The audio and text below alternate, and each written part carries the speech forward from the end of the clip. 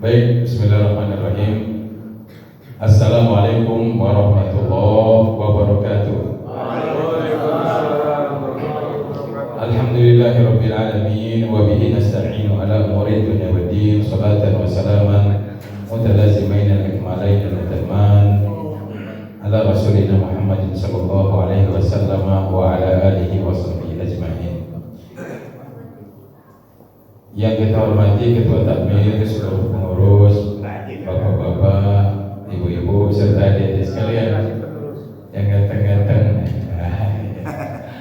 Alhamdulillah pada malam hari ini kita bertemu kembali di masjid yang kita cintai, Al-Huda Rumah Allah yang barokah ini, dalam rangka melanjutkan kajian kitab yang sudah kita laksanakan sudah lama.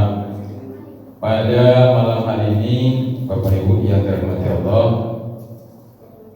pada minggu lalu kita juga sudah membahas tentang zakatun naqdain, zakat emas dan perak. Ya, kemarin sudah kita bahas bahwa emas itu adalah alat transaksi, dia adalah benda berharga yang ada nilainya,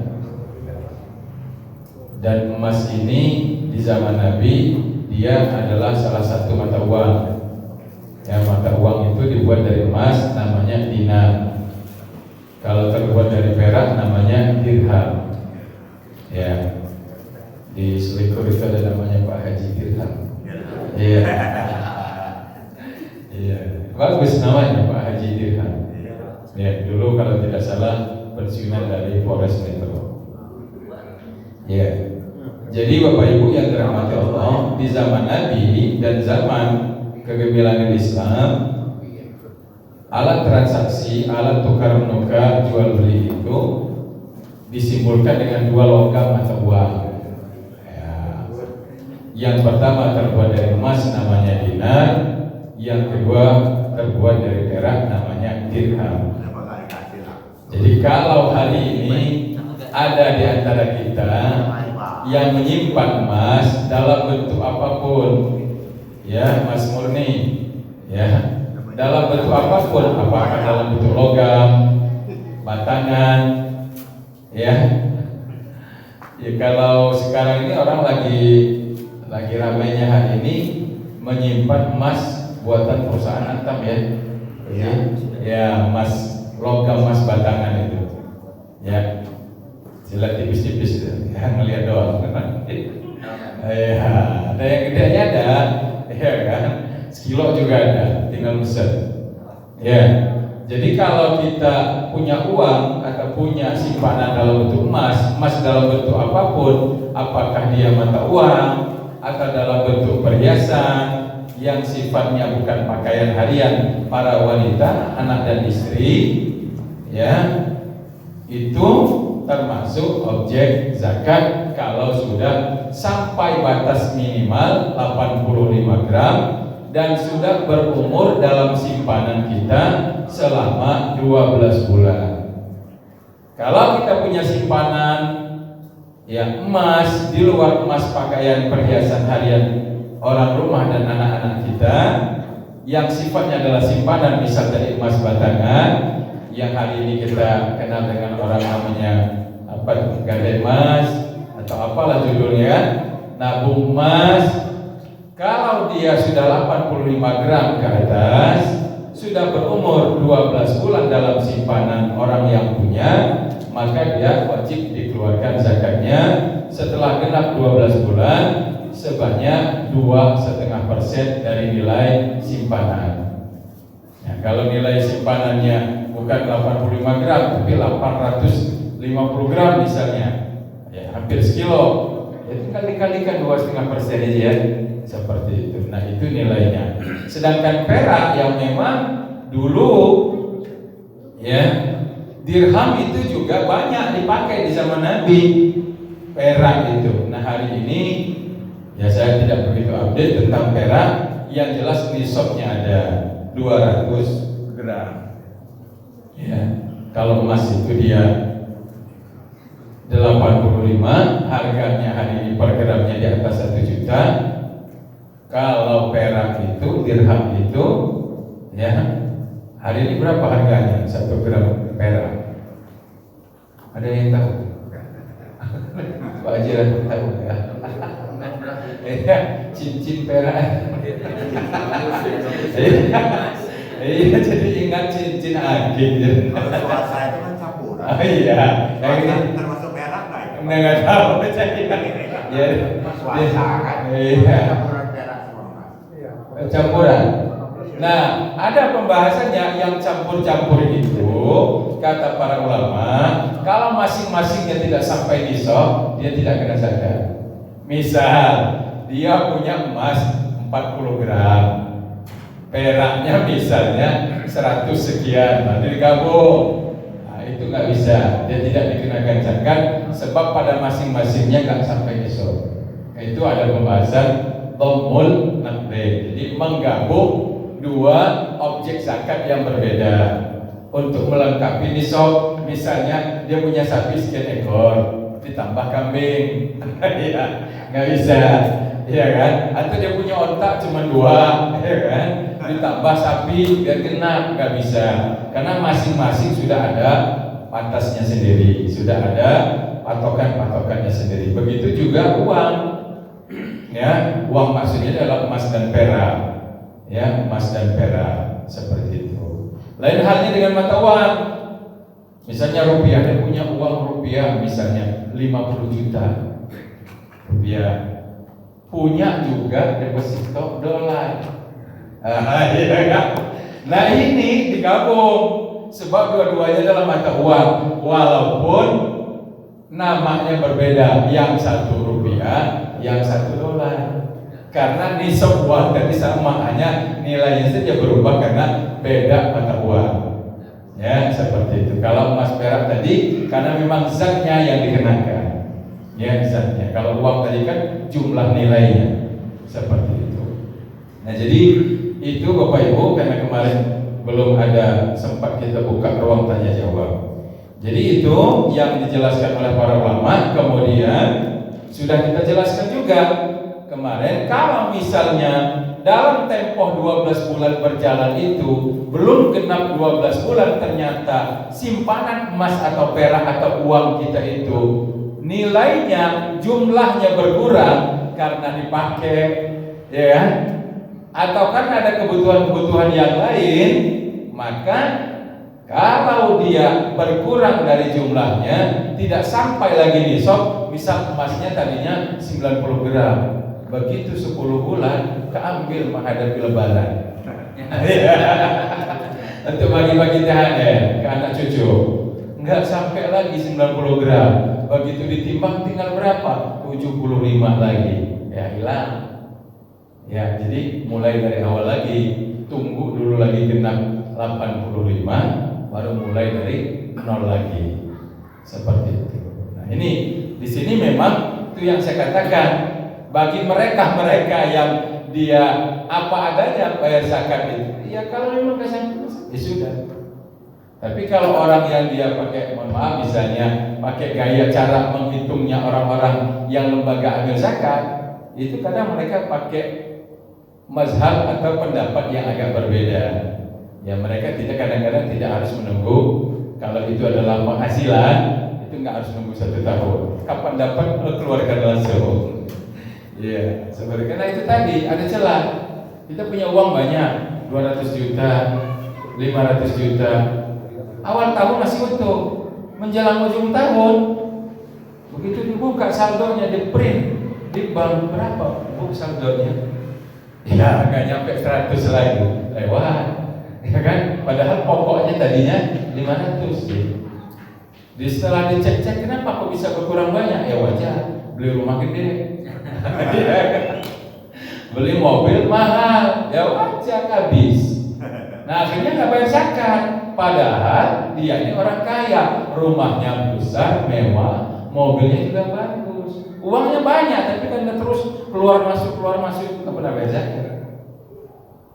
Makanya ada orang yang dia lebih memilih adalah daripada kita nggak pernah bayar zakat, toh juga rasanya sudah jadi orang kaya. Iya kan? Orang rasanya bukan rasanya lagi, memang udah orang kaya benar, orang duitnya 500 juta, berduit. Kenapa orang para ulama ya para praktisi ambil zakat sekarang dipakai mazhab yang ini? Karena mereka membandingkan nasib petani. Yang sering jadi contoh itu nasib petani. Petani cuma panen berapa kintal, yang nggak dapat satu ton beras, itu udah kena pajak zakat 5%. Coba, ya kan misalnya hari ini petani itu panen misalnya gabah 2 ton, kalau digiling dapat nggak beras 1 ton? Enggak ya? Siapa yang pernah? Saya lupa sih, dulu udah lama kecil di kampung, jadi udah lupa ukurannya. Kalau kita giling gabah sekarung bodi yang besar itu, oh iya, jadi 0,8 apa jadi 0,5 setengahnya 0,4 gitu ya. Jadi kalau misalnya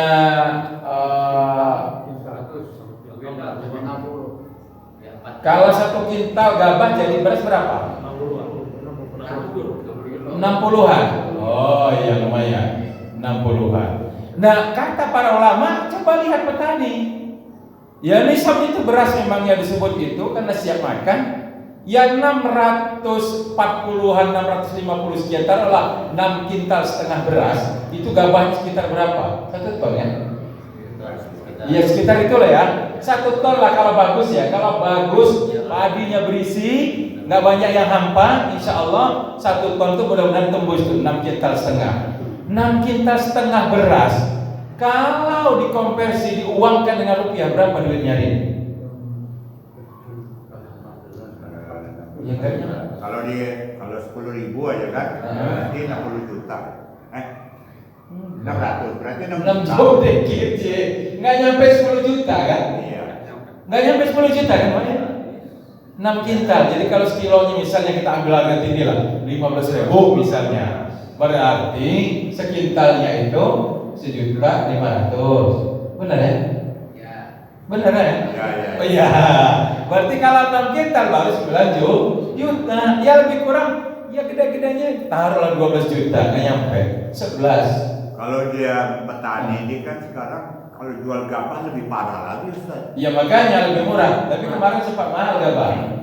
Gabah kemarin sempat 7.000. 7.000 kalau di 1 ton, baru 7 juta. Iya. Iya.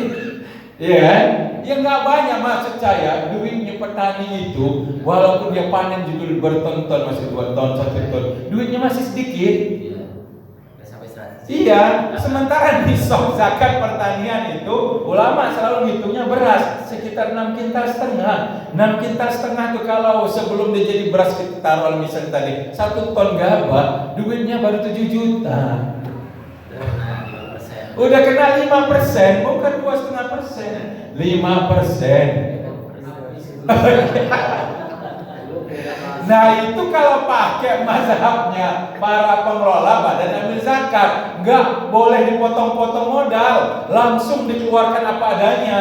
Lah banyak lagi. Modalnya dapatnya duit 10 juta, modalnya 7 juta.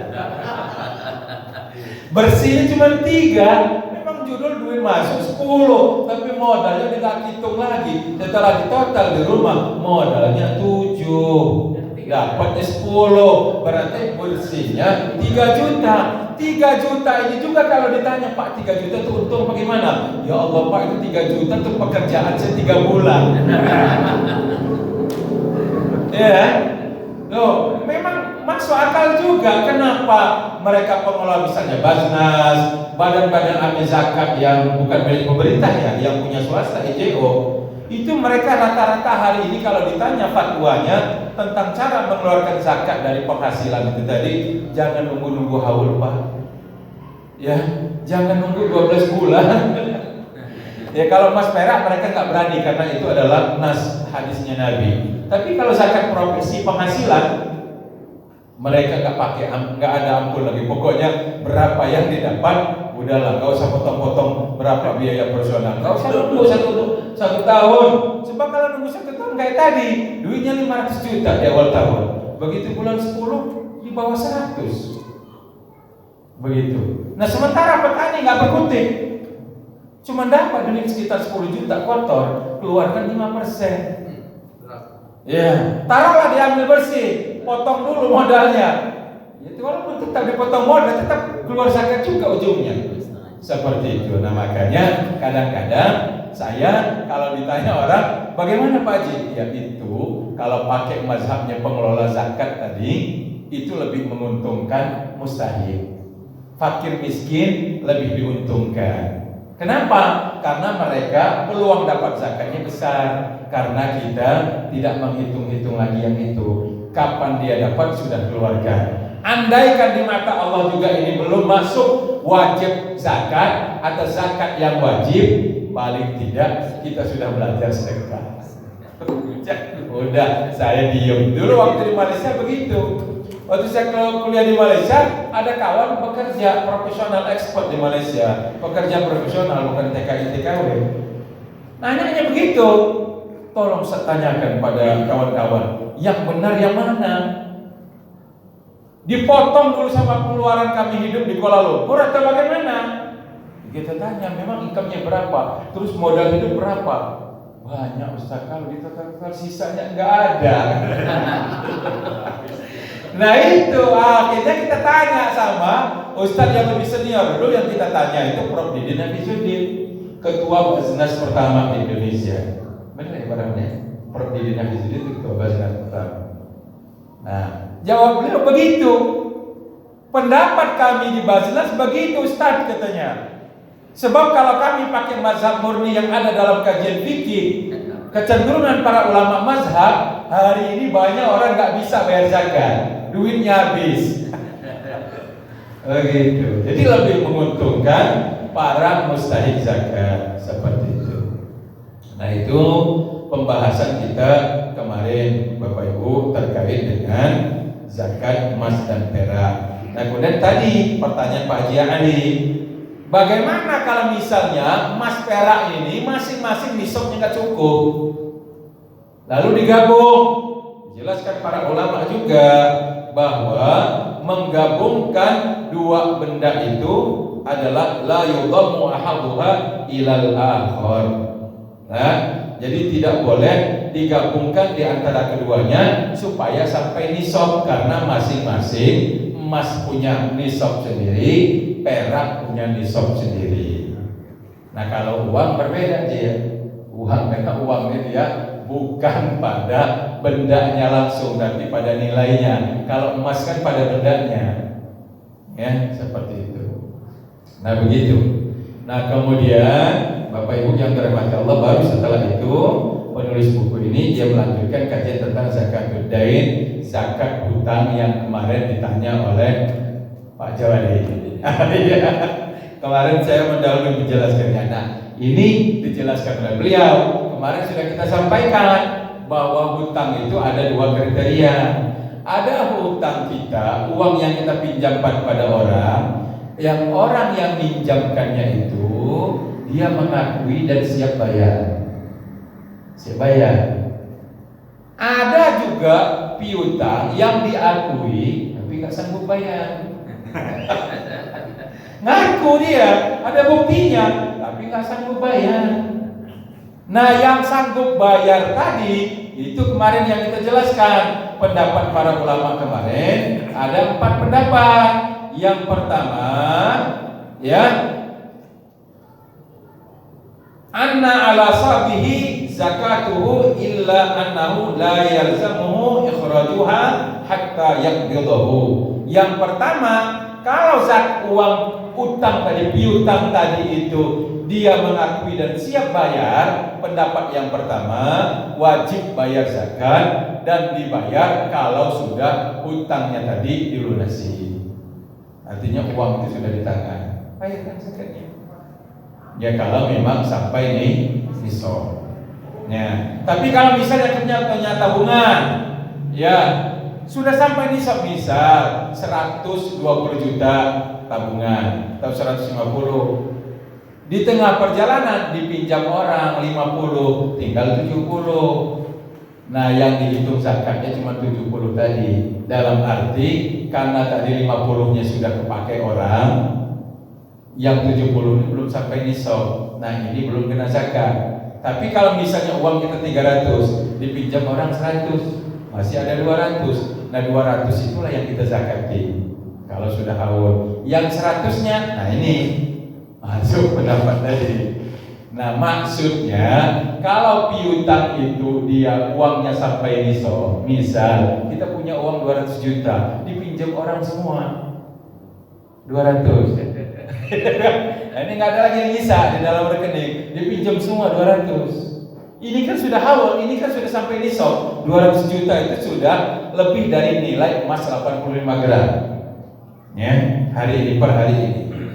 Nah, misal uang 200 juta yang dipinjam oleh orang yang minjem tadi, penjelasannya kan kalau dia mengakui dan sanggup membayar, pendapat yang pertama tadi wajib dikeluarkan zakat. Kapan?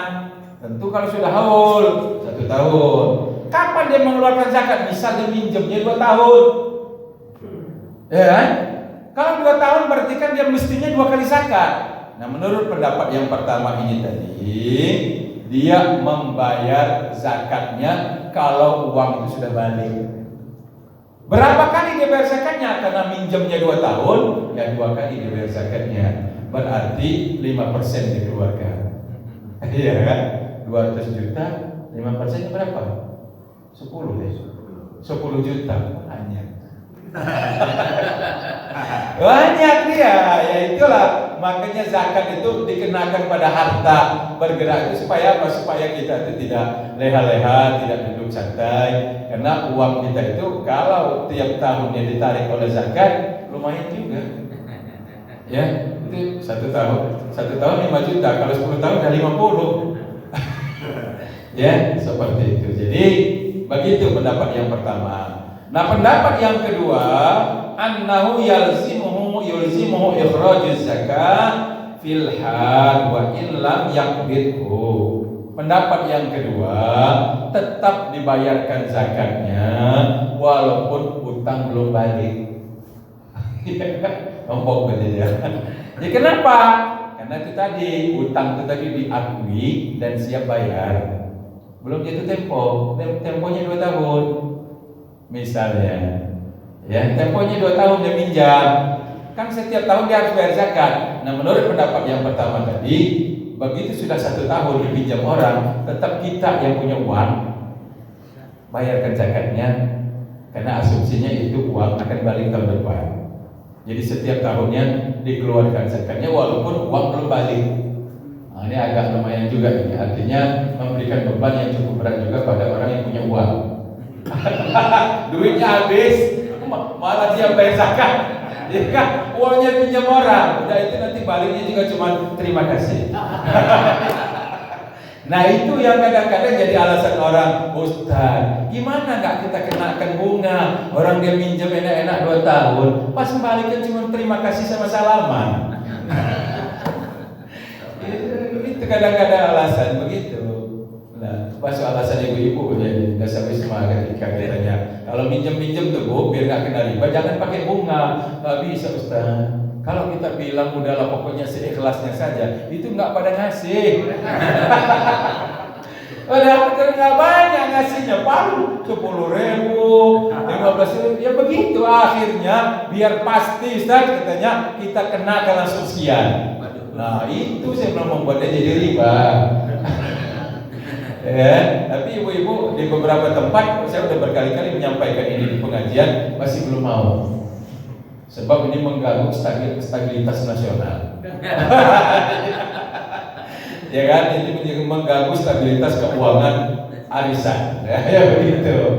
Ya, tapi kan ini sebenarnya orang nabung di arisan itu, di kegiatan dasar wisma ibu-ibu itu sebenarnya bukan untuk mencari keuntungan, hanya mencari media untuk silaturahim, ya Pak namanya. Ya kumpul-kumpul. Sebenarnya cuma itu, bukan untuk cari keuntungan. Kalau cari keuntungan ya bisnis lah, buka toko, jual apa, gitu kan. Ya itu kalau mau bisnis di situ, ya Islam nggak larang, silakan. Bahkan Nabi sudah menyampaikan pintu rezeki yang paling lebar itu dari berjualan. Ya, dari berjualan. seperti itu. Nah, oke. Kemudian pendapat yang ketiga, annahu la zakata fihi li annahu ghairu namin. Yang ketiga, enggak ada zakat sama sekali walaupun uang itu balik. Kenapa? Karena uang tadi pinjemnya 200, baliknya 200. Nah, itu alasannya sederhana, logikanya karena harta yang dikenakan zakat itu harta bergerak yang tumbuh. Sementara uang piutang itu dia nggak tumbuh dia. Karena di dalam syariat Islam kan nggak boleh ada pertumbuhan. Kalau kita minjamkan uang ada pertumbuhan, ada pertambahan nilai, riba namanya. Kecuali kalau kita misalnya mudharabah bagi hasil, baru ya kalau untung ditanggung bersama, kalau buntung nah ini gimana nih kalau di bank nggak mau orang apa katanya, saya nabung uang di bank tiba-tiba uang saya habis. Nggak mau, makanya bank hari ini dia miring juga, nggak mau dia. Ya nggak mungkin dia buka skema orang deposito di bank kalau rugi ditanggung bersama. Ditanya nggak mau nasabah, pokok nasabah taunya untung. Ya kan, mau berapapun dikasihnya penting ada tambahannya.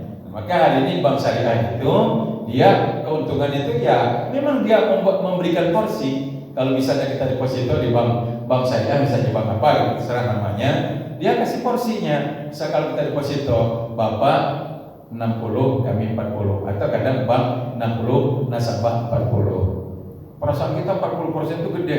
Begitu dihitung berapa? 150. Iya dah, ternyata kecil sekali 150. Kemarin ada kawan nanya, dia kan nanya misalnya gimana ya cara biar hidupnya agak nyantai-nyantai dikit, tenang-tenang gitu kan. Gimana Pak Ustaz kalau saya misalnya saya jual aset saya dapat uang 1 miliar gitu. Uang 1 miliar ini saya depositokan di bank syariah. Itu bagaimana hasil deposito? Ya halal, saya bilang, karena itu adalah bisnis.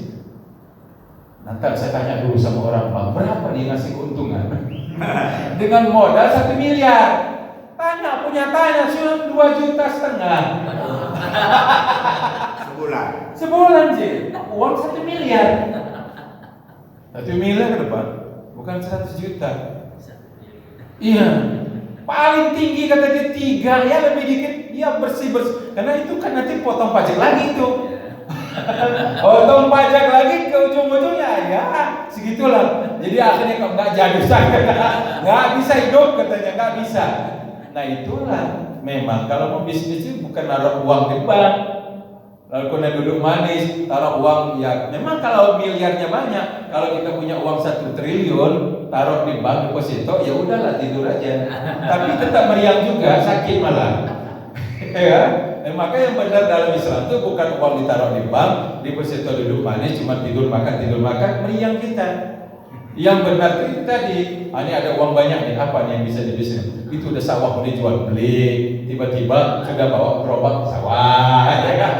Begitu. Jadi badannya juga sehat, seperti itu. Nah Islam begitu. Jadi karena piutang tadi dianggap uang yang tidak tumbuh, tidak tambah, maka pendapat yang keempat ini tadi menyatakan ya ini dia tidak kena zakat karena nilainya tidak bertambah. Orang yang punya harta, orang yang memberi hutang dianggap rugi, seperti itu karena dia berkurang nominalnya, seperti itu. Nah kemudian yang terakhir, annahu yuzakkihi idza qawadahu li sanatin wahidah. Kemudian pendapat yang terakhir, dia membayar zakat berapapun tempo peminjamannya, mau setahun, 2 tahun, 3 tahun, pokoknya kapan dibayar zakat sekali saja. Ya, jadi dihitung 1 tahun, walaupun minjemnya lebih dari setahun, seperti itu. Nah, kenapa? Karena dianggap itu penghasilan sekali, ya seperti itu. Jadi banyak ya ulama itu kan kalau memberikan pertimbangan itu kan ya ada logikanya, ada dasar-dasarnya. Kalau enggak dari Al-Quran, hadis, kemudian pendapat para sahabat, kemudian juga para ulama, atau paling tidak logika. Kayak tadi enggak ada zakatnya karena itu harta mati. Pikir, oh iya juga ya, piutang itu kan harta mati, enggak bertambah deh. Salah-salah malah uang itu berkurang nilainya kan, terkena inflasi. Ya kalau misalnya mohon maaf, dulu ada di antara kita yang pernah menghutangkan orang tahun 60-an misalnya. Tahun 60-an itu kalau orang punya duit 100.000 udah gede ya? Wah, Lah gede banget. Ya kamu bisa tahun 60-an lah. Ya tahun 70-an, 80-an, uang 100.000 di tahun 80-an itu bisa beli apa sih? iya. Bisa beli motor. Dulu Oh, tahun 80-an. 80-an uang berapa? 100.000. Beli apa? Motor. Bisa. Gaji pegawai waktu itu. Orang gaji pegawainya saya cuma 29.000. Tuh kan, 4 kali gaji pegawai. Ya, dulu tahun 80-an itu punya punya uang 5 juta kan bisa naik haji. Iya, 7 juta kan waktu itu. Enggak, 35. Iya, 5 juta. 5 juta. Berarti di zaman itu kalau misalnya kita meminjamkan orang uang di tahun 80-an nilainya 5 juta. Lalu tiba-tiba ahli warisnya membayar hari ini 5 juta. Ya kan dalam Islam kan nggak boleh kelebihan. Itu yang ditanya oleh para sebagian pemerhati ekonomi syariah. Kadang yang mempertanyakan apa adil. Nah itu yang kadang-kadang juga kan kalau kita pakai logika dilihat nilai. ya, kalau kita pakai logika akad bahwa minjam 500 harus bayar 500, minjam 5 juta harus bayar 5 juta, ini juga kadang-kadang nggak mutlak juga. Karena itulah bedanya uang bahannya dari emas dengan uang bahannya dari kertas. Begitu Bapak Ibu. Ya, dulu yang bahannya dari emas, dinar dan dirham itu nggak masalah, mau di tahun kapan pun ya segitu nilainya. Ya, nah karena kita nih uang dari kertas, uang 5 juta di tahun 80 kata Pak Haji tadi orang sudah bisa berangkat haji. Nah kalau tiba-tiba ahli warisnya datang hari ini mengembalikan uang 5 juta, lah kita bengong. Uang 5 juta hari ini apa? Nah maka mohon maaf, pernah ada kejadian di keluarga di mertua saya, karena dulu mertua itu pengusaha. Ya dulu suka terlibat transaksi dengan orang, ada orang yang meminjam, udah sekian lama sampai ibu mertua itu lupa.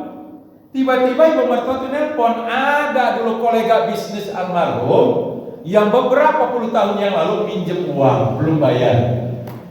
Lalu dia mengembalikan utang dan diberikan tambahan. Nanya sama saya, gimana? Itu utangnya kapan, Bang? Tahun sekian. Nah artinya tambahnya itu tadi untuk mengimbangi inflasi, berkurangnya jumlah uang yang tadi kita miliki. Ya, 1 juta sekian tahun yang lalu sebelum Krismon, tahun 95, 96, 97 awal, karena kita Krismon kan Agustus tahun 97. 1 juta sebelum Krismon tahun 97 awal. Kalau ada orang minjam pada saat itu 1 juta, dibayar hari ini 1 juta, rekor kita. Ya kan? Dolar waktu itu cuma 2.500 sebelum krisis itu, 2.500 dolar. Sekarang berapa?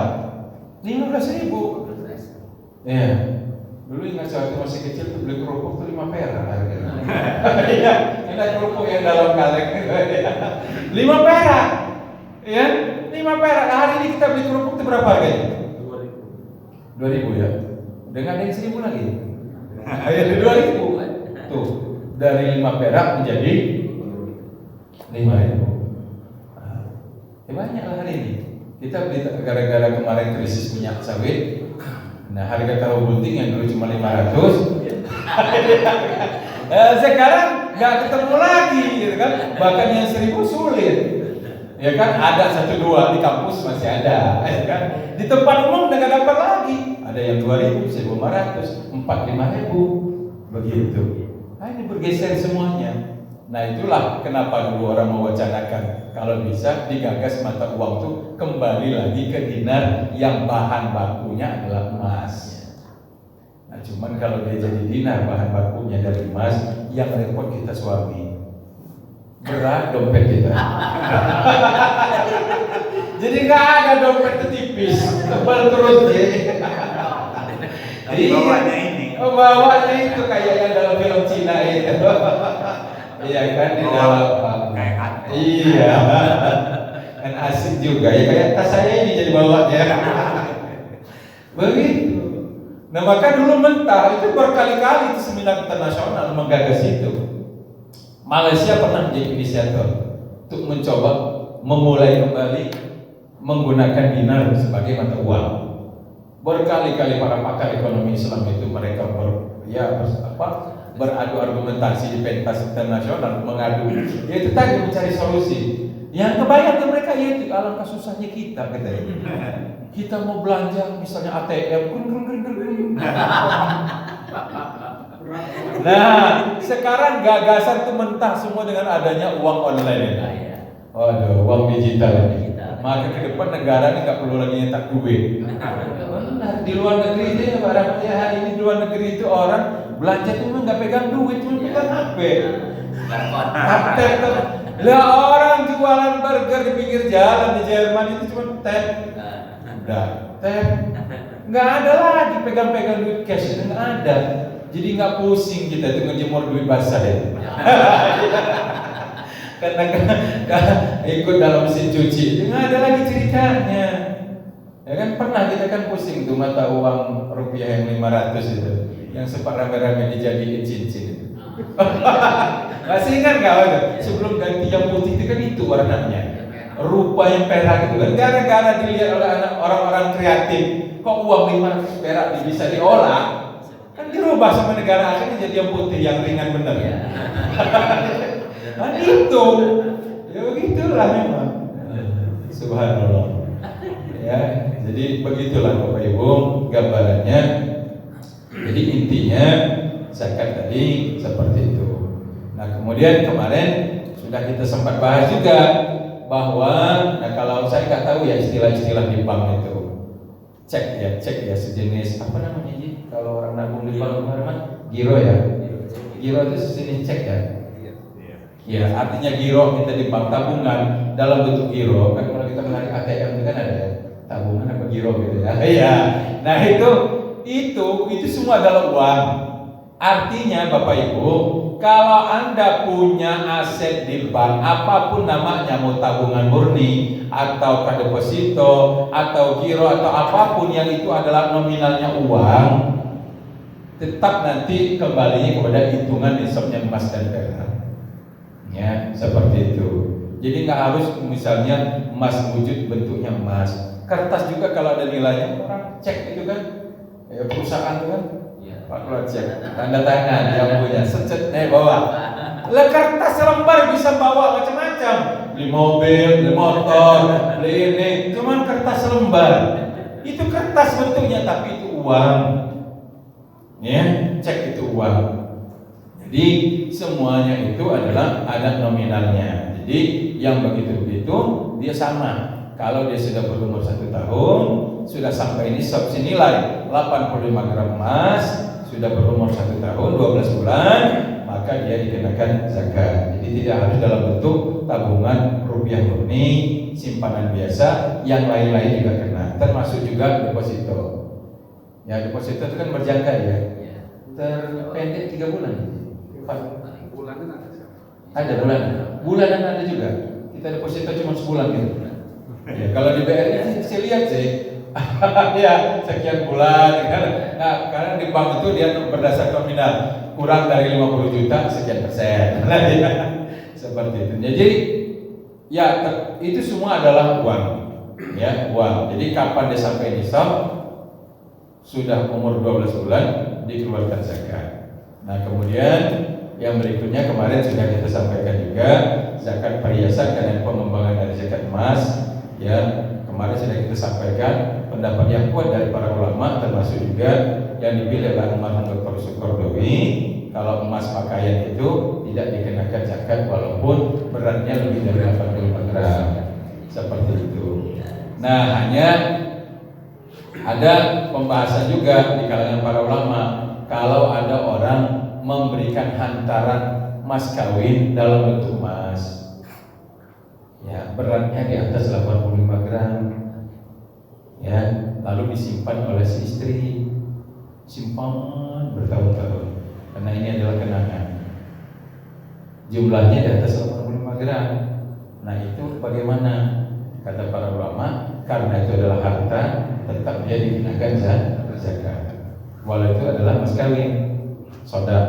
sodak namanya, mas kawin atau mahar, seperti itu. Nah itu yang dijelaskan oleh para ulama. Kemudian pembahasan berikutnya ini disampaikan oleh para ulama adalah zakat dari hasil sewa menyewa. Ya, sewa menyewa misalnya orang punya rumah. Kemarin yang saya sampaikan, rumah itu kalau untuk dipakai untuk pakaian pribadi kita, pakaian keluarga, rumah tempat tinggal keluarga, berapapun harganya tidak dikenakan zakat. Sama dengan kendaraan, kecuali kalau kendaraan kita itu buat rental. Ya walaupun dia buruh, kan? Kalau untuk rental dia jadi alat usaha, ya alat untuk menghasilkan uang secara langsung. Tapi kalau mobil Fortuner, mobil Alfa, mobil Pajero dan sebagainya harganya ratusan juta dipakai untuk bekerja, untuk ke kantor, untuk kita tempat kita kerja, itu tidak kena zakat. Tapi kalau dia dipakai untuk mencari uang secara langsung, untuk nge-grab, ya kan, disewakan, direntalkan, atau apa misalnya untuk jasa kurir, ekspedisi, nah itu semua kalau hasilnya sudah sampai nisab, ya dia dikenakan zakat. Nah pertanyaan kecil berikutnya, misal ada orang menyewakan rumah, harga sewanya setelah dihitung 1 tahunnya puluhan juta. Lalu disewa, misal disewa ini harga rumah sewanya 30 juta setahun, langsung disewa selama 5 tahun. Berapa duitnya? 150. Nah kami misalnya yayasan tadi itu nego dengan tetangga mau nyewa pekarangan karena kami lokasi Pondok WU itu, sekolah SD WU itu nggak punya lahan yang luas. Di depan itu ada lahan luas, nggak mau dijual karena itu tanah warisan. Saya kepikir bagaimana kalau disewa. Akhirnya singkat cerita deal, ya deal, harga sekian belas juta, hampir mendekati 20, ya. Nah mintanya 5 tahun, itu duit terkumpul 105 juta. Tadinya kita minta 10. Nah kalau misalnya ada orang menyewa tanah kita atau rumah kita yang harganya setelah ditotal dalam 5 tahun itu misalnya uangnya sampai 130 juta, pertanyaannya sejak kapan dia harus membayar zakatnya? Apakah sejak akad sewanya atau pas uang diterima? Nah karena kadang-kadang orang nyewa itu baru masuk itu baru bayar tanda jadi. DP dulu, ada bayar dulu berapa? 5 juta, ya kan? 5 juta. Sisanya kapan? Nanti kalau sudah setahun. Ya kan? Ada juga yang aneh-aneh nyewa itu juga ada. Yang lucu-lucu juga mintanya juga ada. Ya kan? Tapi ya tergantung lah pandai-pandainya orang yang menyewakan. Nah, pendapat para ulama menjelaskan begini, kalau misalnya kita akan punya uang dari hasil menyewakan barang yang nominalnya sampai nisab, kata para ulama, yang aman kapan uang itu sudah di tangan baru dikeluarkan zakatnya. Khawatir, ya kan? Duit perkiraan estimasi 150 juta dikeluar, udah keluarkan zakat, keluarkan zakat. Apalagi bulan Ramadan biar berkah. Begitu baru sebulan datang orangnya, mohon maaf Pak Haji, nggak jadi, nggak apa-apa, DP-nya hangus. Iya, DP-nya hangus. Nah kita bukan hanya ingat DP, hangus pula zakat saya. Ya kan nggak enak dengarnya hangus zakat. Ya tapi itu fakta, ya kan. Maka pendapat para ulama, bayarkan kalau sudah di tangan. Artinya pasti. Saya pikir demikian. Terima kasih. Mohon maaf. Habis waktu. Assalamualaikum warahmatullahi wabarakatuh.